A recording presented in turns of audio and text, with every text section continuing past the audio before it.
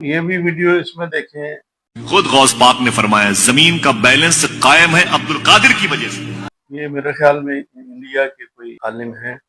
جو اس طرح ہم نے جو پڑھا ہے، جو بزرگوں کی صحبت میں بیٹھ کر دین کی باتیں سیکھی ہیں،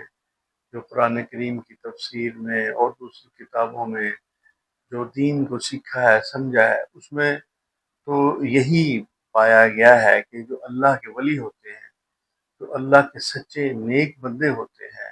وہ اپنی عاجزی اور انکساری کی وجہ سے یہ مقام حاصل کرتے ہیں۔ اس طرح کے دعوے کوئی اللہ والا نہیں کرتا ہے۔ اللہ کے بندے تو بندگی کے اندر مقام اور مرتبہ حاصل کرتے ہیں۔ اور اس طرح کے اب جیسے کہ حضرت سیدنا صدیق اکبر رضی اللہ تعالی عنہ کے بارے میں بزرگوں سے سنا کہ آپ نے فرمایا کہ جب آپ نے فرمایا کہ مجھے جو میرا کمبل ہے یا جو بھی کپڑا وغیرہ آپ کا تھا، کہ اسی میں مجھے کفن دے کر اسی میں مجھے دفنا دینا، تو جو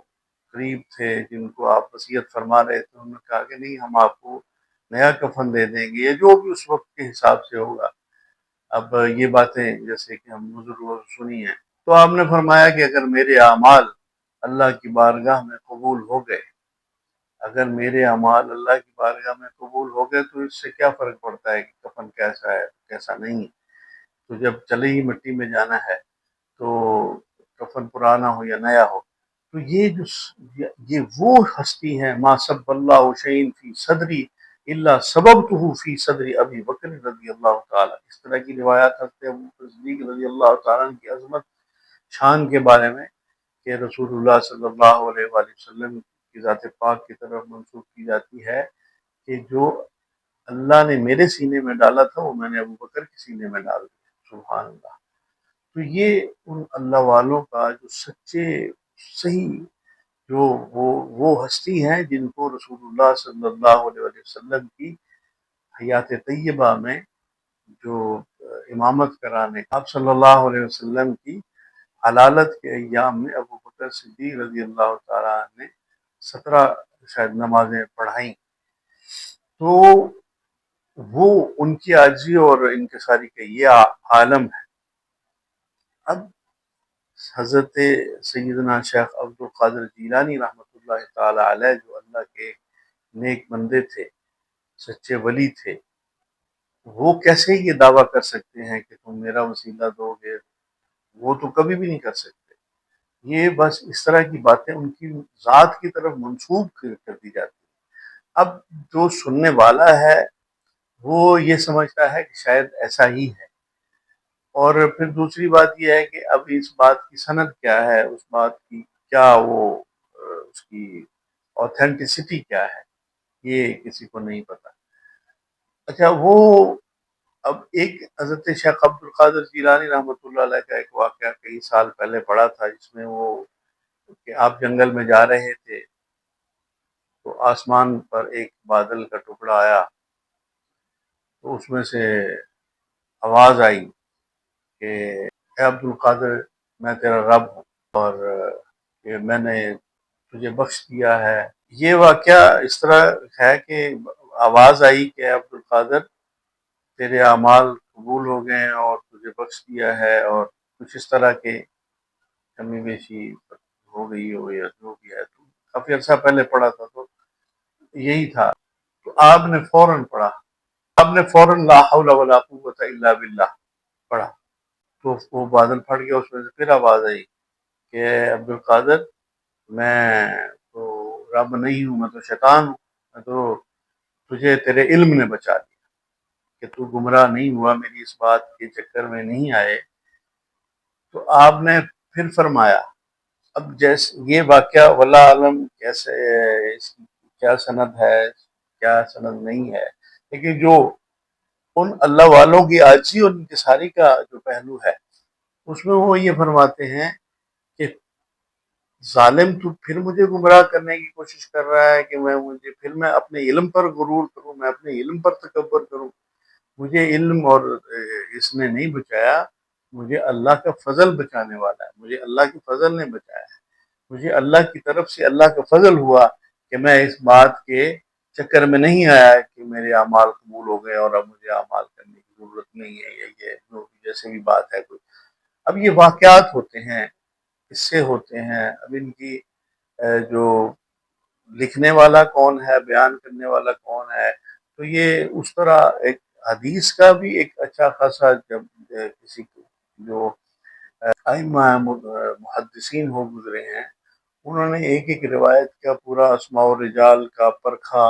اس شخص کا علم، وہ ساری چیزیں ان کو دیکھ کر پرکھ کر انہوں نے پھر حدیث کو قبول کیا کہ کہیں پر کوئی ایسی بات جو شامل نہ ہو جائے.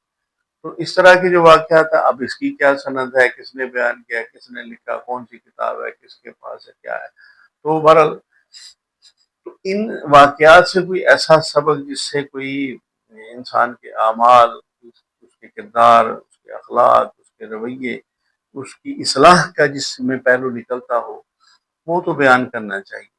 اب اس طرح کے جو جس طرح یہ بیان کر رہے ہیں، اس طرح سے بیان کرنے سے تو پھر اور ہی طرح کے لوگوں کے ذہنوں میں چیزیں پیدا ہو جاتی ہیں. تو بہرحال ضرورت اس بات کی ہے کہ ان چیزوں کو ہم اچھی طرح صحیح طرح سے سمجھیں کہ قرآن کیا ہے اور حدیث کیا ہے، سنت کیا ہے، مستحب کیا ہے، مباح کیا ہے، فقہ کیا ہے، قیاس کیا ہے، اجماع کیا ہے. اور یہ ساری ان چیزوں کو جب تک ہم پوری طرح سمجھیں گے نہیں، تب تک ہم ہر بات کو جو بھی سنیں گے اس کو سمجھ لیں گے. کسی بھی بات کی کیا حیثیت ہے دین کے اندر، اس کا کیا مقام ہے، کیا رتبہ ہے، کس کو ہم نے فرض کے طور پر سمجھنا ہے، کس کو واجب کے طور پر سمجھنا ہے، کس کو مستحب سمجھنا ہے، کس کو سنت سمجھنا ہے، کون سا عمل کس درجے پر ہے. یہ جو ان بڑے لوگوں نے، اللہ والوں نے دین کی خدمات سر انجام دی ہیں، جو فقہ کے کام کیا، جنہوں نے حدیث کا کام کیا اور اتنے سارے مسائل کا استنباط کیا، تو ان کا ایک بہت بڑا احسان ہے امت پر. وہ اس چیز کو سمجھ کر پھر ان چیزوں کو اس کی جگہ پر رکھ کر، ہر چیز کو اس کی جگہ پر رکھ کر جب ہم سمجھیں گے، تب ہمیں دین کے مسائل کی سمجھ آئے گی. ورنہ اس طرح کی باتیں سن سن کر، اور وہ بیان کرنے والے حضرات جو ہیں، وہ شاید ان کی بھی کچھ تربیت کرنے کی ضرورت ہے. اور اس کے لیے کوئی ایسا میکانزم ہونا چاہیے حکومتی سطح پر کہ جس میں علماء کی تمام مکاتب فکر کے علماء کی ایک مجلس ہو، شورا ہو، یا جو بھی ہو، وہاں پر ایک مشترکہ لائحہ عمل اور مشترکہ ایک خطبہ اور مشترکہ چیزیں طے کی جائیں، ترتیب دی جائیں اور ان کو آگے بتایا جائے. اور یہ نہیں ہونا چاہیے کہ کوئی بھی جو بھی شخص جس کے منہ میں جو بھی آ رہا ہے